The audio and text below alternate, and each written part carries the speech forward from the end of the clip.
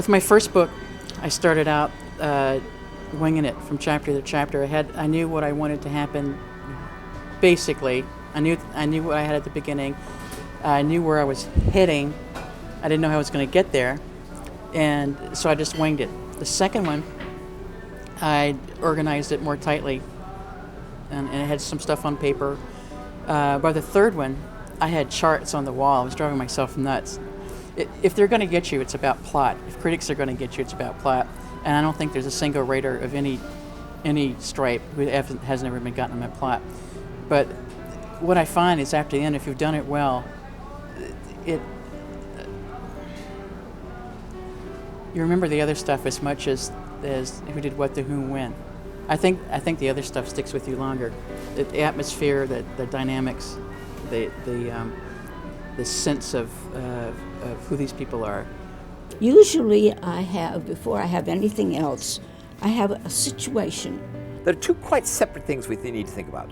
The story, which is what actually happened. Boy meets girl, boy falls in love with girl, she rejects him, she has another bad affair, they come back together again. Okay, that's the story. You can tell it in a lot of different ways. How you tell it is the plot, and the way you visualize the reverses and the reconciliations. That is a skill rather like playing chess. It's when you make the move and how you make the move. That's a skill that's hard. Some people write very good dialogue, are rotten at plots. Some people write marvelous plots, can't write the dialogue. Sometimes you get writing combinations that overcome these problems. My notebook, just by talking to myself about my characters, this character has this thought about another character. I write it down in my development section. I let it grow.